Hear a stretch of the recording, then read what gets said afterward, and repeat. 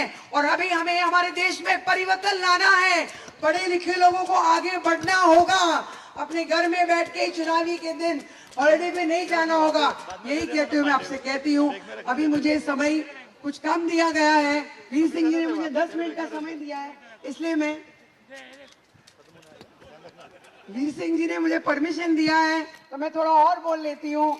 ये जो हमारी पार्टी है, हमारी पार्टी सबसे अच्छी पार्टी है, क्योंकि ये पार्टी किसी की गुलामी नहीं करती, किसी की बी पार्टी नहीं है। जैसे कि बाकी पार्टी कोई बी टीम है, कोई सी टीम है। और आप देखिए सत्ता में बैठी हुई पार्टी आज क्या कर रही है। मेरे उत्तर पश्चिम, मैं पुष्पा मिलिंद बोले उत्तर पश्चिम जिला से खड़ी हूँ। मुझे बहन जी ने ये मौका दिया है और मैं अपने आप को बहुत सौभाग्य समझती हूँ कि मैं एक ब्राह्मण होके उन्होंने मुझे टिकट दिया है। उन्होंने जात पात का भेद नहीं किया और हमारे गरुड़ साहब और वीर सिंह जी ने मुझे साथ दिया। मेरे पति एक ओबीसी है, मैं एक ब्राह्मण हूँ।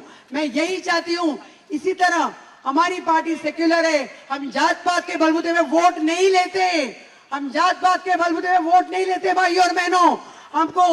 हमको सब एक समान है। हमारी पार्टी सबको एक नजर से देखती है, एक ही नजर। और महिलाएं, आपको मैं यही कहती हूँ, यही निवेदन कहती हूँ कि हमारी नेता एक महिला है। आप सोच सकती है अगर हमारी नेता पंत प्रधान बनेगी तो आप सोचिए महिलाओं का सुरक्षा का विषय तो सबसे पहले लिया जाएगा। हमारी देश की महिलाएं सुरक्षित रहेंगी, किसी का शोषण नहीं होगा। आप देखिए यूपी में हमारी बहन मायावती जी, बहन कुमारी मायावती जी ने क्या नहीं किया। सुरक्षा कानून व्यवस्था इतना अच्छा था कि आज सब लोग यूपी में उन्हें याद कर रहे हैं, पछता रहे हैं। और मैं चाहती हूँ, मैं दावे से कह सकती हूँ कि इस बार यूपी में हमारा 50 से भी ज्यादा सीटें निकलेंगे, क्योंकि पब्लिक हमारे साथ है, हिंदू मुस्लिम दलित सब हमारे साथ है। और मैं कहती हूँ ये जो सत्ता में बैठी हुई पार्टी है, इतने होर्डिंग्स लगा रही है, ये होर्डिंग का पैसे कहाँ से आया? ये सारे फंड से आया, सारे पब्लिक का फंड होर्डिंग में यूज किया गया है। और यही फंड अगर पब्लिक में बांटा जाता तो आज इन्हें इतना भटकना नहीं पड़ता। गलियों में घूमते हैं एमपी, मेरे उत्तर पश्चिम में भी गलियों में सत्ता में बैठे हुए जो सिटिंग एमपी भी नाच रहा है अभी गलियों में मेरे साथ। क्यों? अगर उसने काम किया होता तो उसे होर्डिंग, उनके पास पैसा तो है। सत्ता में बैठी हुई पार्टी और विपक्ष पार्टियों के पास पैसा बहुत है लेकिन दिल नहीं है और बड़ी बड़ी बातें करते हैं। महिलाओं का सुरक्षा, युवाओं को रोजगार, ये सब बातें अभी कैसे याद आ रही है? इतने साल क्यों नहीं याद आया जब आपको मौका दिया गया था?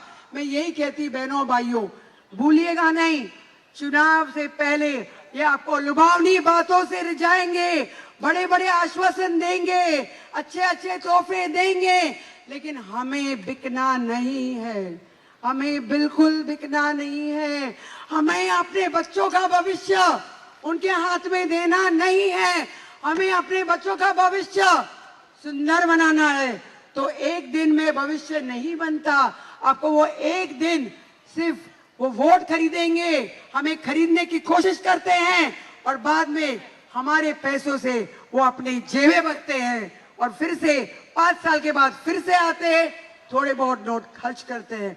तो आप उनकी बातों में मत आइए, क्योंकि एक दिन आप कमाओगे लेकिन 364 डेज आपको खुद मेहनत करके कमाना है, उनके दर पे जाना है, भीख मांगना है, एप्लीकेशन डालना है, फिर भी आपको जवाब नहीं आएगा, फिर भी आपके बच्चे बेरोजगार रहेंगे, जो विधवाएं हैं रोती रहेंगी, बिलखती रहेंगी, लेकिन तहसीलदार और सरकारी ऑफिसों में वो चक्कर काटती रहेंगी, चप्पलें घिसती रहेंगी। और वृद्ध लोग, उनका भी पेंशन फंड का फंड हो चुका है, सारे वेलफेयर स्कीम का फंड हो चुका है और वो सारे फंड के पैसे हमारे देश भर में सारे होर्डिंगों में दिखाई देंगे। आप सबके पैसे ये होर्डिंगों में दिखाई देंगे और हमारे टीवी के मीडिया में दिखाई देंगे।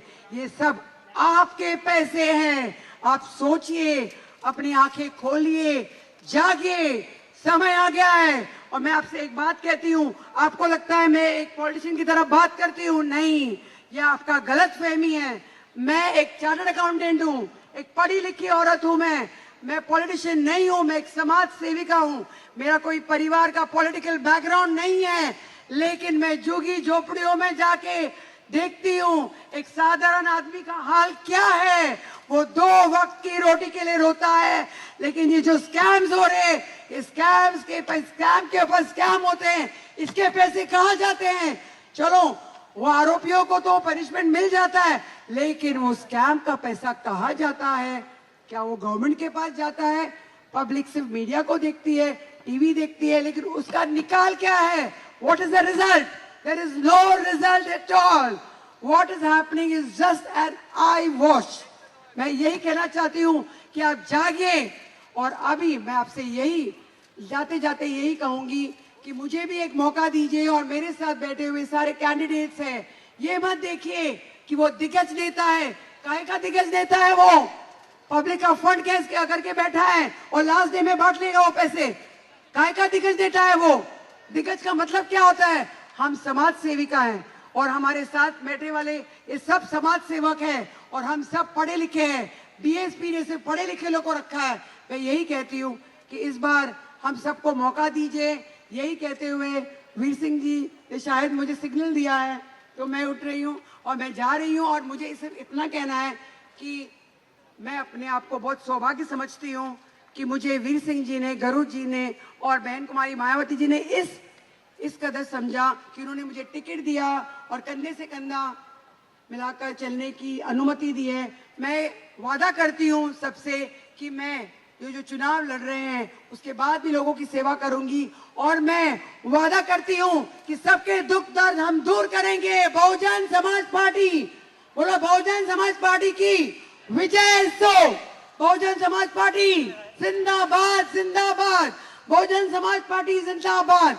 बहुजन समाज पार्टी एक मात्र पार्टी है जो आपको सब दुखों से दूर कर देगी। एक मौका दीजिए और देखिए हमारा कमाल।